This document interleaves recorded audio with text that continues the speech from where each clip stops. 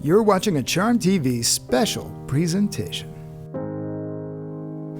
I will now formally appoint and dispatch a group of members to escort the mayor into the chambers. The members of the escort committee are Vice President Middleton, Councilman Costello, Councilman Pinkett, and Councilwoman Mary Pat Clark. Will the escort committee please greet the mayor and accompany her to the chambers? I ask the members of the audience to please remain seated and hold your applause until the chief clerk has introduced the mayor.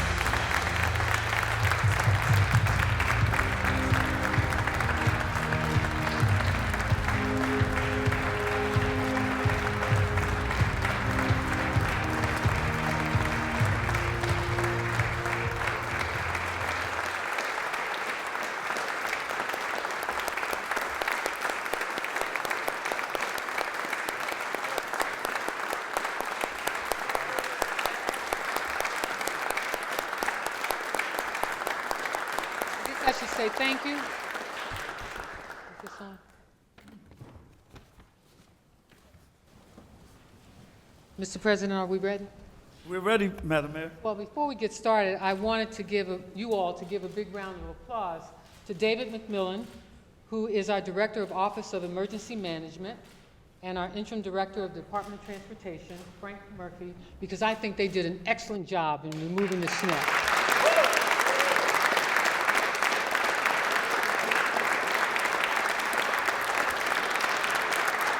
And Mr. President, I know you introduced our colleague of the Board of Estimates, but I just have to give a shout out to Joan Pratt, our comptroller.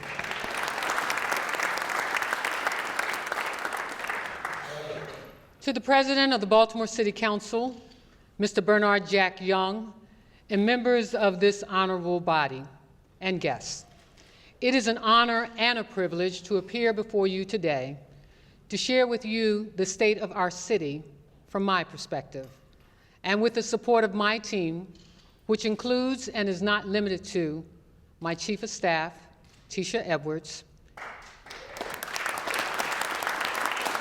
Chief Operating Officer, Pete Hammond, Chief of Strategic Alliances, Jim Smith,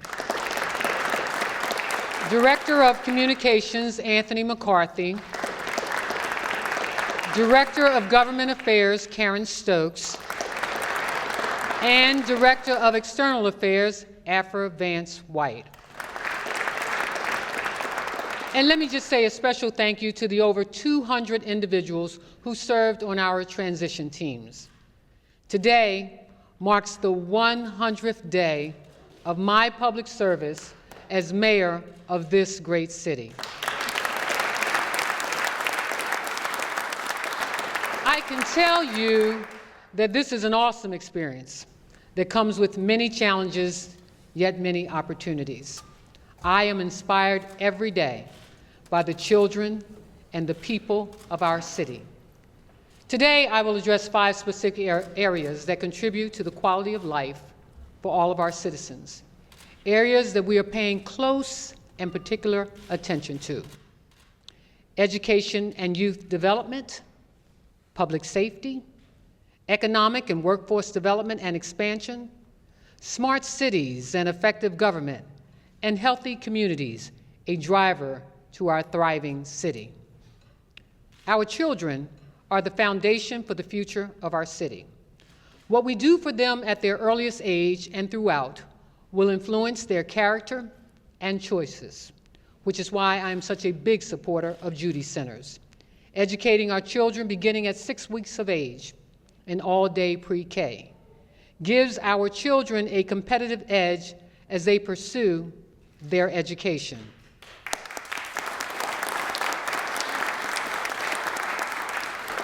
Providing a quality education and life experiences, whether in the classroom, internships, job experiences, recreation with safe places to play, or daily living, will determine their success or failure.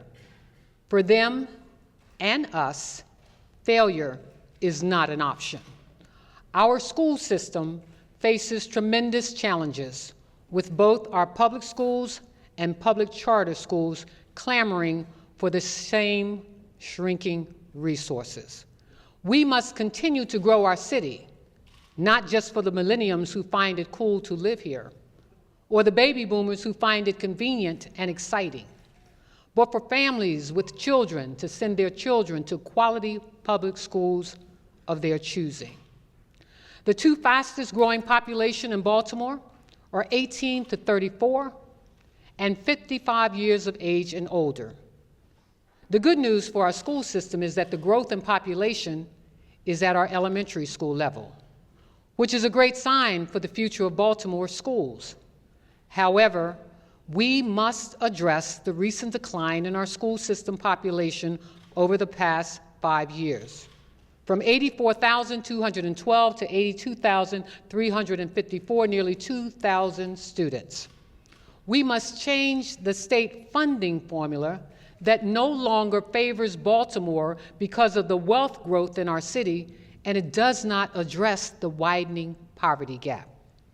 By temporarily reducing our rainy day fund allocation, requiring stricter guidelines for police and other agency overtime, we will, with your assistance, Mr. President, and by leveraging the Youth Fund, we can provide funding to address the school system's structural deficit.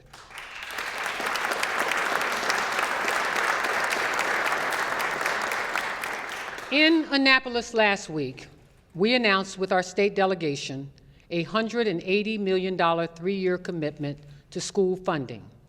With their assistance, that does not include the governor's help to address our school's structural deficit. I also ask everyone in Baltimore to pray that fair to good weather continues with little or no snow, because we are also diverting monies from our snow reserves to our contribution to our city school deficit.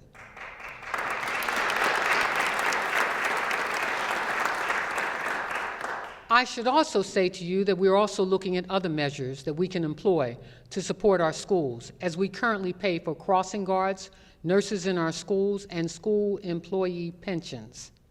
A special thank you to Chair Maggie McIntosh for your leadership, and to my colleagues at the General Assembly, who continue to be a source of inspiration as they fight every day on behalf of the citizens of Baltimore to bring back our much-needed dollars for our city.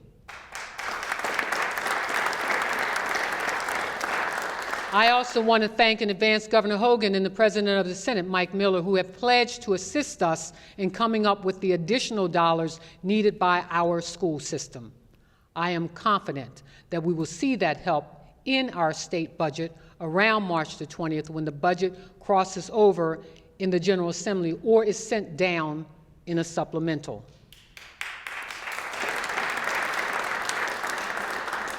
Our school system has been faced with closing low-populated public schools, while charter public schools have grown to over 30. That's more than the entire state. And even though public charter schools receive more per pupil allocations, they too face funding challenges. We must also do a better job, Mr. President, of informing the public of the great things happening with our schools, including the Science Olympiad, where over 300 public school children participated on the campus of Morgan State University. 2 weeks ago, along with you, Mr. President, I attended the School for the Arts annual event, where they showcased the talents of our public school children. I tell you, if you were to close your eyes, you could have easily thought you were at a Broadway production, where over $500,000 in private funds were raised to support that school.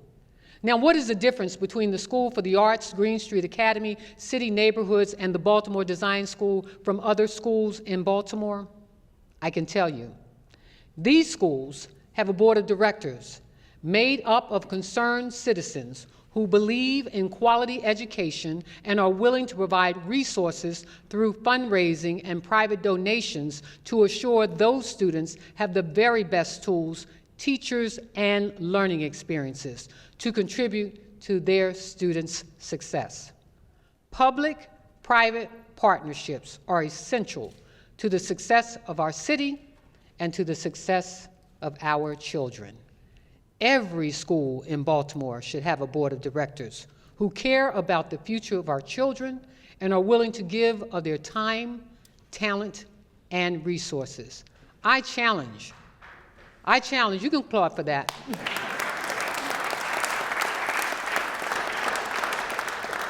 I challenge the citizens of Baltimore to provide that same support for every school in Baltimore. Those who have and will accept the challenge are the leaders that should serve on our school board because they believe in the possibilities of our students. That is why this session in Annapolis I put forth Senate Bill 1012 and House Bill 562 to gain control of the appointees to our public school board, to assure that we have individuals serving our city that understand the importance of having a strong public school system and will accept the challenge of being fiscally responsible and spending taxpayers' dollars across the city. Whether you live in Druid Heights or Canton, Bolton Hill or Reservoir Hill, East Baltimore or Federal Hill, Roland Park or Moravia, music, art, and physical education should be a part of every child's educational experience.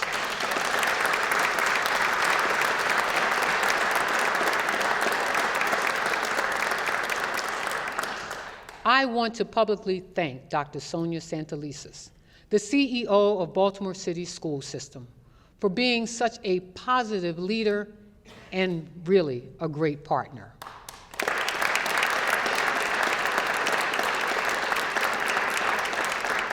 We are committed to working together to make our city schools great, and I know you are up for this challenge. Our public school system will build 23 to 26 new schools over the next few years, with the $1 billion in funding secured by myself and other state representatives. Some of that building is already taking place. Our public schools currently have a $1.4 billion budget, while our city has a $2.6 billion operating budget to provide all city services, including trash collection, permitting, fire, police, parks, and recreation. Our city schools have a structural deficit. So does our city, so does our state, and so does this country. However, the city has a AA bond rating because we have managed the revenue and the obligations of our city with fiscal controls. The dilemma for the school system is that they must determine how, with the growth of charter public schools, they manage layoffs or absorb teachers, principals, and administrators that are not chosen to work in those charter public schools. Structurally, the system can't accommodate both with our shrinking enrollment. Every time a charter public school chooses to hire a teacher that is not already in the public school system that is being downsized, it creates a greater structural issue for the entire public school system. So I asked the school board, with its CEO to come up with a plan that will not see us grappling with this problem year after year after year.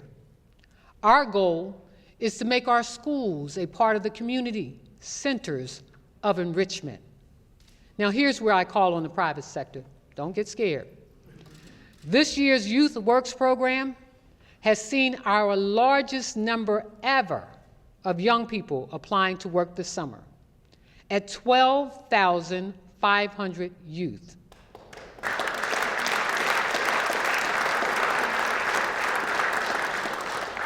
All of these children must work. So I am calling on our faith-based community, business leaders, and philanthropic organizations to help us meet this goal. If we don't employ our youth, the drug dealers will.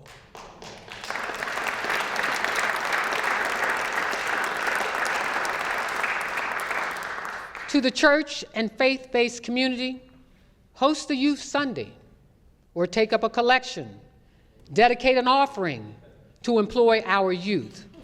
For $1,500, you can provide a young person with a summer job. My administration is working towards a sustainable Youth Works program with funding at $18 million annually. And Mr. President, with your assistance, the help of this council, and the public and private sector, we can meet this goal.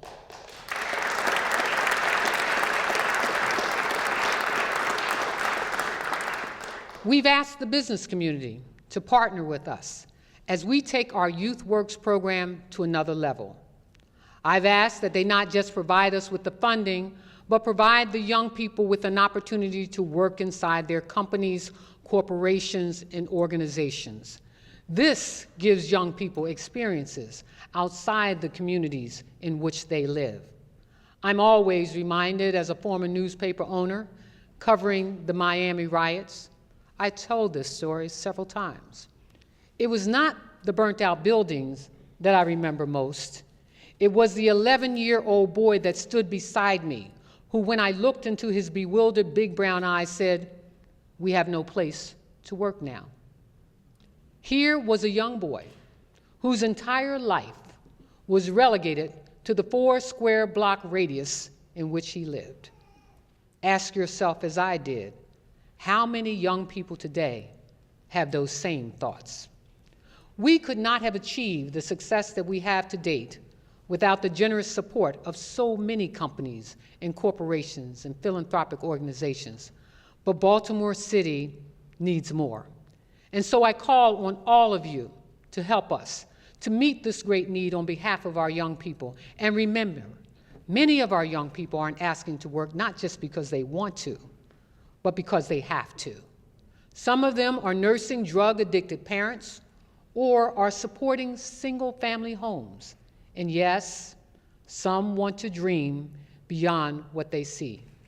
Together, we can ensure their success.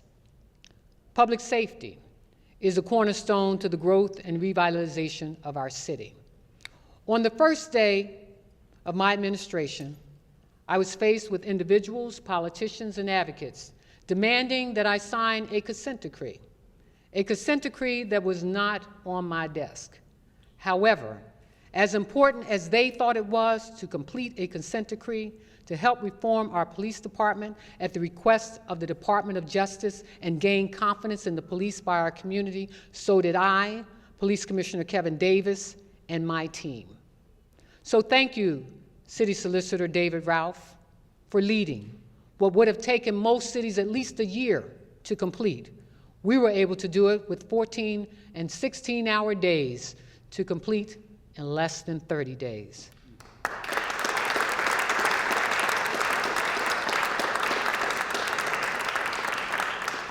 For example, in Ferguson, with less than 50 police officers, it took them 13 months.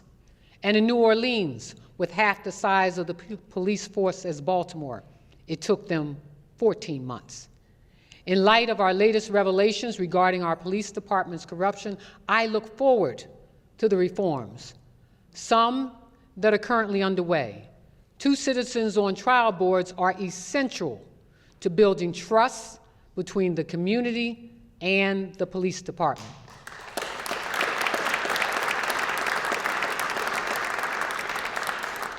Those who will be chosen to sit on our trial boards will be trained and undergo background checks.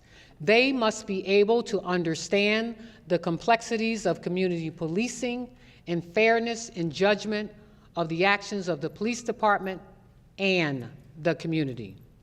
We are also reviewing best practices of police departments around the country that have led to successful downward trends of crime as part of the solutions we will implement. I have also issued a call to action to get community members to partner with me to develop workable solutions that brings the community into the action. We've had 2 meetings, and I shared a film, Walking While Black, with this group. They have demanded more programs for our youth and jobs for the unemployed. Some were not even aware of the programs already being provided as we shared information with them. Others have also taken on the challenge of mentoring our youth, walking with our police, and volunteering in summer leagues and numerous programs we currently offer young people. Their actions and interactions have made me proud. Thank you to all of you who are currently at the table, helping us to meet the challenges of an unacceptable crime rate. There is good news. Last January, we only had 46 individuals who applied to be Baltimore City police officers. This year, at that same period, we had 157 people apply to wear the blue uniform.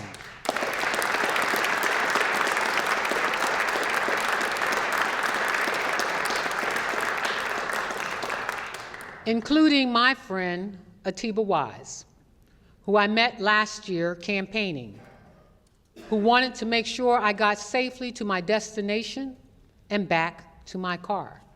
When I asked Atiba what his goal in life was, he replied, "I'm a barber by day, a security guard at night, and a promoter on the weekend. But there is nothing I would like more than to become a Baltimore City police officer." Today, Atiba is only one of the 87 individuals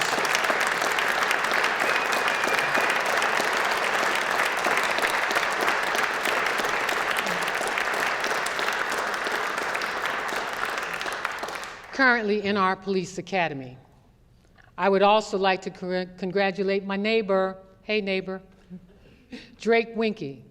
Drake, stand up, who I've watched grow up since he was 10 years old, as he lived directly across the street from me. He is now 26, a graduate of the University of Maryland, Eastern Shore. Drake, too,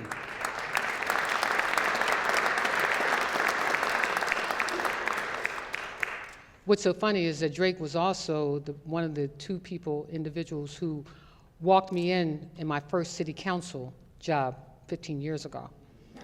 Wow. He had a dream of becoming a Baltimore City police officer. Last week, I received the news that Drake has passed all of his tests and is now preparing to enter the Baltimore Police Academy.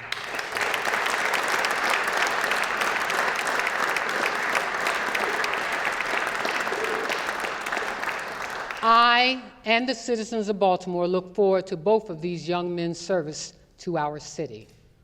For a number of years, our police department has incurred a growing overtime budget, reaching last year over $40 million, which included the cost of covering the unrest following the death of Freddie Gray. While we are improving our tools of accountability, right-sizing the police department, removing police officers from civilian jobs, and increasing our street patrols, I have called for a forensic audit of police overtime and our police budget.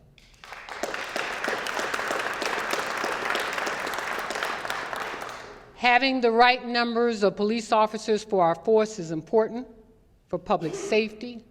However, we must structure our police department in a manner that curbs overtime while protecting our citizens. Getting guns off of our streets and smoke detectors in every home in Baltimore are high priorities. Senate Bill 826 will help us get those guns off of our streets. Thank you, Commissioner Kevin Davis, for leading that effort in Annapolis.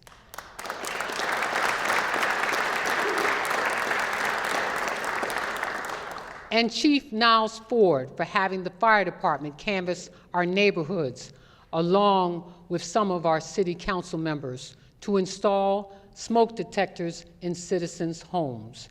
Dialing 311 will get anyone in our city a smoke detector.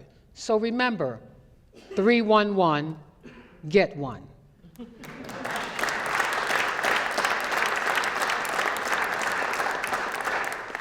We cannot have another tragedy like the families we've had die in fires in our city. Babies whose lives have yet to be lived. I look forward to restructuring our Mayor's Office of Criminal Justice, strengthening our Civilian Review Board, led by our Director of Civil Rights and Wage Enforcement, former Delegate Jill Carter,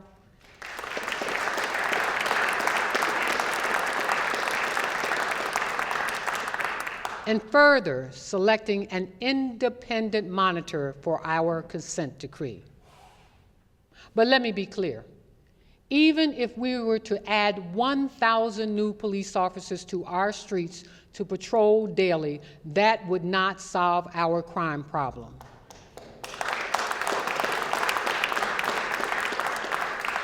Crime is symptomatic of the many problems facing our city today: unemployment, drug addiction, mental illness, hopelessness, and homelessness. But because we are a resilient city, we can overcome and tackle all of these issues and problems head on together. Our citizens need stable employment and healthy economic growth. Government does two things. It provides services and opportunities. The services that you as taxpayers expect, pay for, and deserve: trash pickup, police protection, fire services, snow removal, and more. It is the economic opportunities provided by city government that are most concerning to me. The lack of diversity and inclusion in both jobs and opportunities with the city and business opportunities created by this city, whether it is through our federal mandate to fix our water pipes and aging infrastructure, which will result in billions of dollars in contracts over the next decade, or the rebuilding of city neighborhoods and communities. Our administration is working to bring much needed change that will stimulate economic opportunity for our diverse population.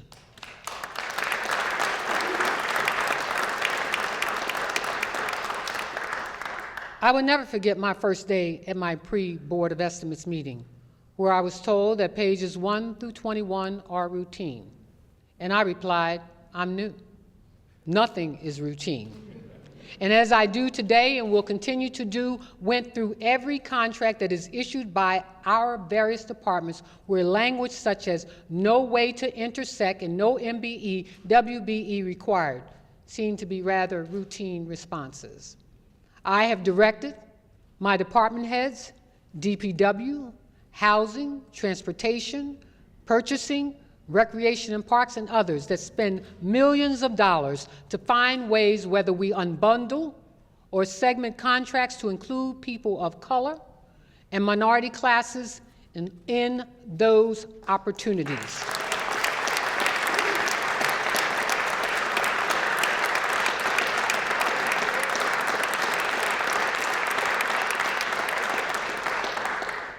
We are restructuring our Minority and Women Business Ownership Office to create better collaboration with city agencies that should result in growth and expansion of minority and women-owned businesses in our city. I have begun regular roundtable discussions with our anchor institutions, including our hospitals and colleges and universities, on how we collaborate to support them and they support us, not just as government, but as a city. How do we keep those young people who graduate from their institutions living and working in our city? And how do we expand opportunities for their employees to live near where they work? How do we share job and business opportunities with our communities that result from their institutions? And how do we make sure that the students who attend their institutions become ambassadors for our city? And how do we keep them safe in our city? Those meetings have been thoughtful and participatory. No other city can compete with the number of colleges and universities that exist in our city. First-class institutions of higher learning: Johns Hopkins, Morgan, Loyola, University of Maryland, Coppin State University, University of Baltimore, College of Notre Dame, and Baltimore City Community College. I reminded them that the reason I'm in Baltimore today is because I came here to attend, it was Morgan State College then, but I'm gonna say Morgan State University, became a cheerleader, and was recruited on my campus by every bank and insurance company in Baltimore. I left Morgan with a master's degree in business and 8 of the 11 jobs I had interviewed for. So I raised the question, are we doing that today? But we as a city must lead by example. So for the first time this fall, our Office of Human Resources, thank you Director Mary Towley, will host a jobs fair that will be promoted and advertised through our own Charm City TV, Channel 25, on Comcast Cable and other media.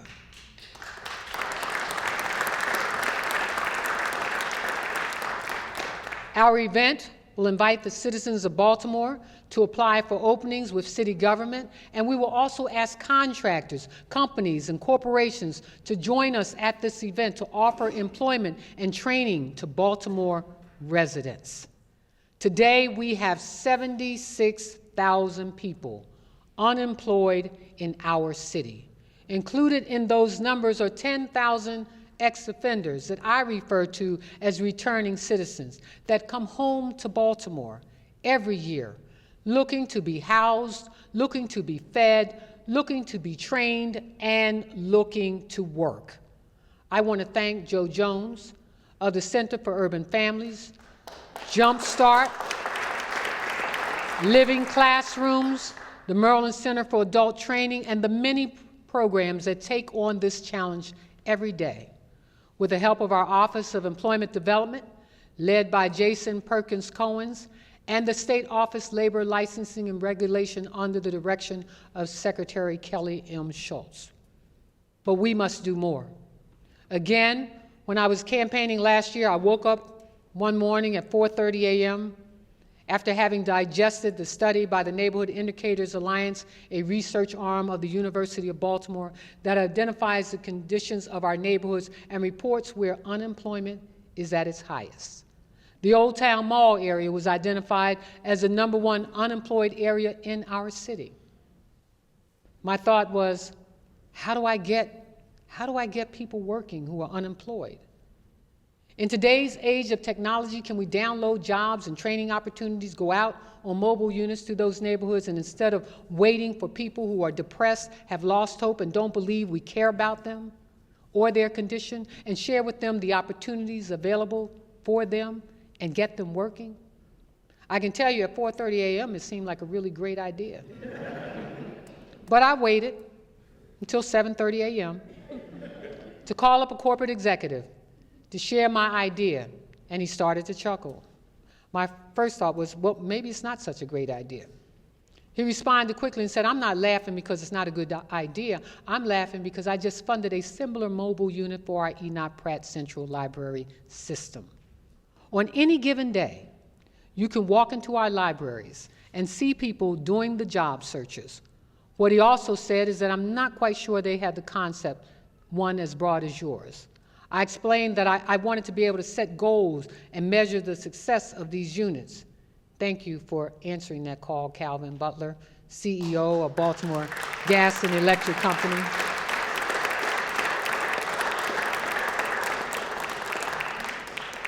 My goal is to have 7 such units moving around the city daily with the goal of employing 10 people per day on each unit. That's 70 people, 350 people a week, 18,000 people a year. And in 4 years, that could be 70,000 people put to work. I can tell you, for this to be successful, we will need partners, city services with philanthropic and business support. If we achieve 25% of that goal, between jobs, training, and service, we can change the trajectory of our city. Each unit, by the way, costs $350,000. I want you to know that today we have a commitment for 3 of those units.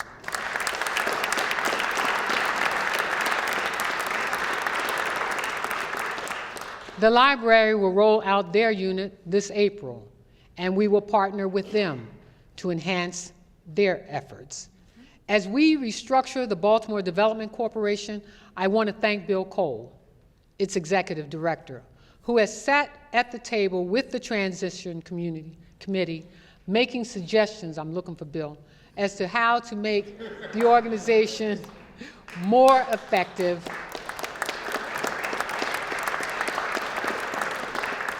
attract more companies, to help them to relocate and move towards our city. We want them to be more inclusive of the vision and not just developer-driven.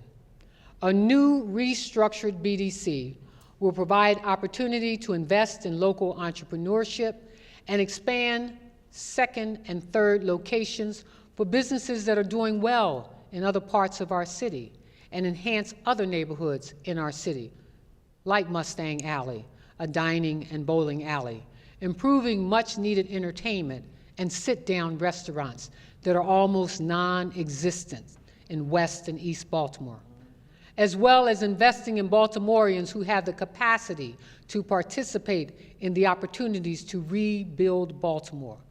What programs should be expanded and what tax incentives should be offered? We look forward to that reorganization. Our Inner Harbor is a beacon of pride for our city. When you build an apartment building downtown, it is quickly occupied before we can even complete it. Tourists flock to our city each year, and vendors who sell conferences and conventions are racing to greet me to ask us to expand our convention center so that they can bring the bigger conferences and conventions to Baltimore. And we want them. Welcome to Baltimore, Al Hutchison, Chief Executive Officer of Visit Baltimore. He is the individual who will lead this effort. Building a larger convention center will depend on the investment of our private sector because our tax dollars have to expand beyond our downtown neighborhoods and into neighborhoods like Park Heights, where the future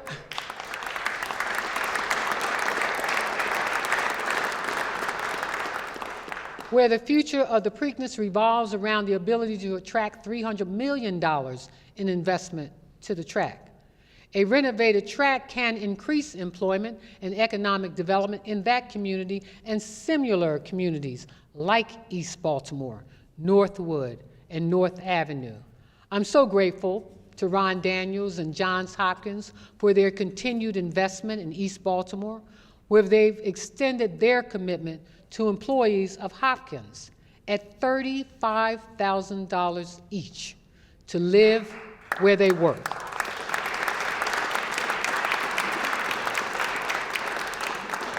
And I want to pause for just a second because what he also did was created a lottery system. And I got to draw the first 10 names of individuals from Hopkins who will live in East Baltimore. That was really exciting. And to Dr. David Wilson and his 1 mile commitment to increase investment in Northwood and the communities surrounding the college, and the University of Maryland in the expansion of the biotech park. Increasing investments in the neighborhoods and our neighboring communities is important. As important as it is to provide TIFs for downtown development, that same economic access is needed for the neighborhoods of Old Town Mall and East and West Baltimore.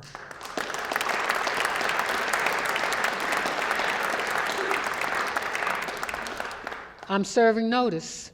When I attend the International Shopping Centers Conference in Las Vegas this year, I will go focus to lure supermarkets to food deserts, sit-down restaurants, movie theaters, and entertainment, and attract venues to neighborhoods like Liberty Heights, where we located a ShopRite supermarket but did not develop the retail corridor around it. While the city's philanthropic and nonprofit communities are working to help returning citizens become employed, like Kirby Fowler, president of the Downtown Partnership, I ask our business and corporate communities to give our returning citizens an opportunity to train and work with your companies. As Kirby has been heard saying, our returning citizens can become your best employees. Jobs are being created in and around Baltimore, and we must make sure that Baltimore citizens can get to those jobs and have the skills to enter some of the emerging industries. Getting Baltimoreans working, creating a more diverse and inclusive economy and economic opportunity is not a simple solution.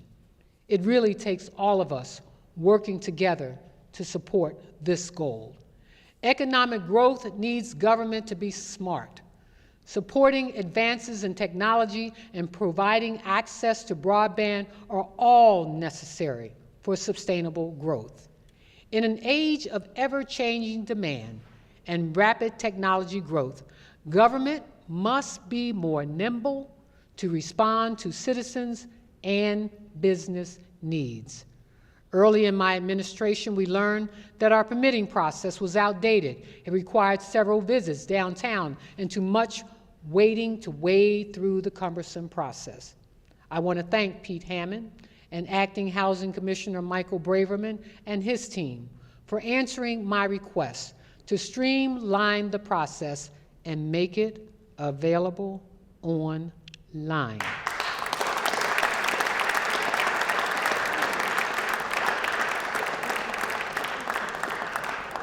E-permits/online permitting is in operation today and cuts down on the hours and days that developers and others have had to invest in trying to do work and get permits to do business in our communities.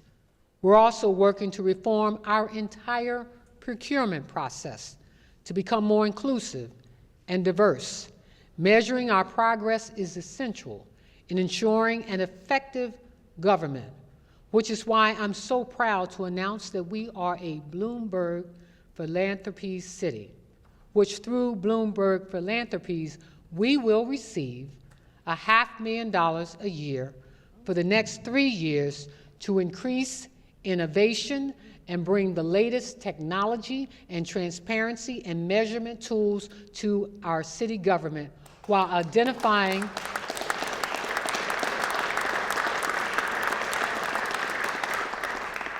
See, the city council people know how difficult this is. While identifying the best and the brightest to lead those efforts in our city to improve government services. We are engaged in conversations with Amtrak and other transportation modes, including our own circulator, to eliminate the gaps in transportation needs for the citizens of Baltimore to get to and from employment opportunities. Smart cities are bright, walkable cities where people feel safe to walk to neighborhood venues, to shop, or to be entertained.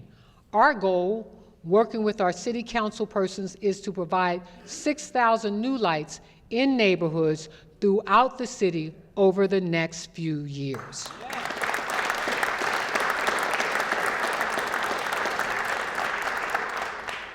We will pilot this project in 2 neighborhoods, Penn North and Charles Street. We are committed to implementing the new zoning code, which takes effect this June. Just this morning, I was on Capitol Hill before Congress asking for investment in our infrastructure, which again will increase employment and business opportunities in our city. I also asked them to stop the cuts. A smart city is inclusive of its residents. So I wanted to take a moment to thank the nearly 1,000 people who went online as we opened the appointment process for 700 positions to citizens in Baltimore to serve on boards and commissions that help run city government.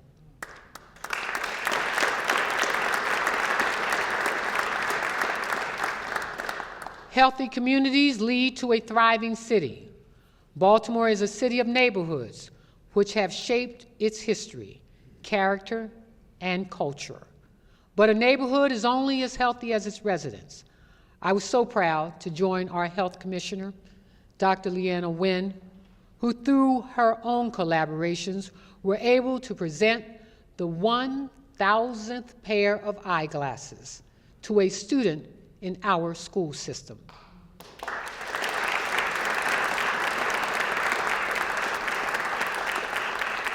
Vision for Baltimore, a program that changes the lives of so many students in our public school system whose parents were unable to provide eye exams or glasses for them. Eyeglasses move many of those children who have been identified as children with learning disability to children who are excited about reading and doing their homework.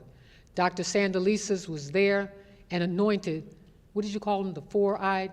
That's right, the four-eyed seeing people. And they were really excited. Did you get the pink eyeglasses? Every new mayor should build on the progress of previous mayors. I was proud to lift the shovel for the $430 million redevelopment of the Poppleton neighborhood, awarding, John was there, awarding $27 million in Tiger grants that will improve North Avenue from Hilton to Milton.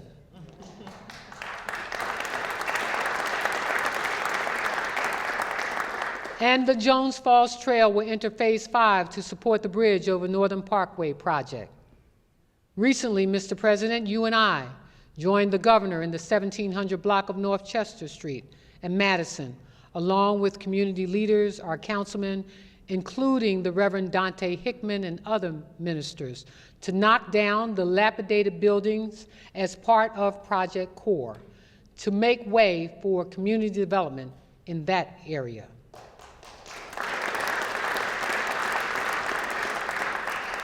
The James Mosher Field, with the assistance of the Ripken Foundation, represents $1.2 million of investment that should be completed this spring in time for us to say, play ball. Earlier this year, we stood with local artists and declared that we will work to help them to find safe places for them to continue their work.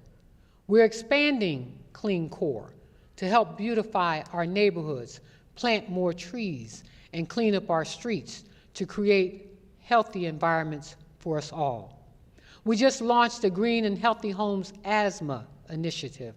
Thank you, Ruth Ann Norton, for leading this effort with our housing authority to make the housing we make available to our public healthier. We recognize that there are communities that have not had access to funding opportunities or who have community development corporations that have yet to develop their capacity to expand their footprint in their communities or to eliminate the number of boarded houses that exist in their neighborhoods.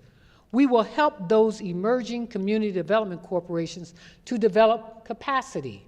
It is no longer acceptable for developers to just come into neighborhoods and define the problem of those neighborhoods and implement solutions that are not inclusive of the individuals who live there.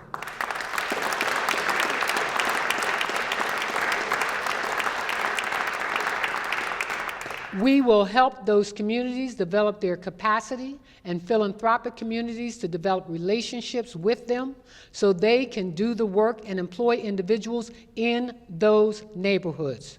So we look forward to announcing our conference on capacity building inside communities where philanthropic organizations and agencies will learn about each other and develop inclusive partnerships. I cannot leave this conversation without addressing homelessness in our city. As I sat down with a group of developers, I said to them, we are obligated to address homelessness. I informed them that homelessness is not just a problem for those who are homeless, it is a problem for all of us. It is a health hazard when they have no other choice but to relieve themselves on our streets. I asked them to think about homelessness as I would think of myself if I found myself in that condition. What would I want done for me? Because only by the grace of God, it could be any of us.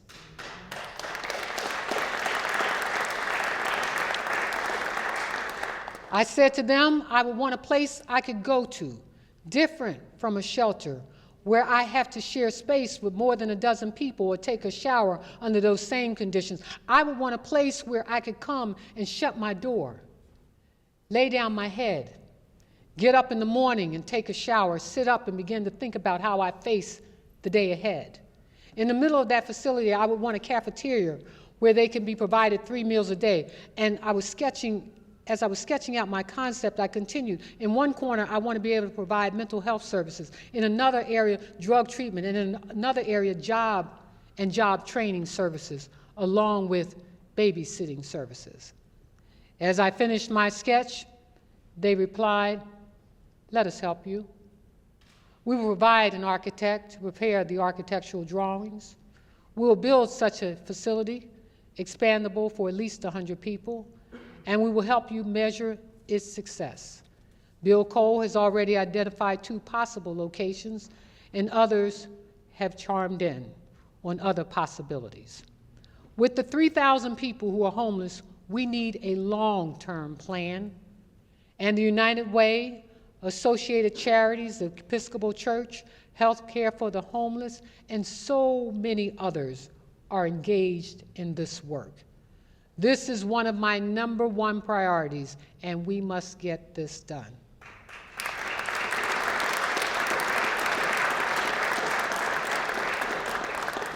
Our city faces many challenges, whether it is aging infrastructure, the digital divide, high concentrations of opioid treatment centers, more than any other jurisdiction in the state, and despite a 98% reduction in lead paint poisoning, our children are still nearly 1,000 continue to be poisoned every year.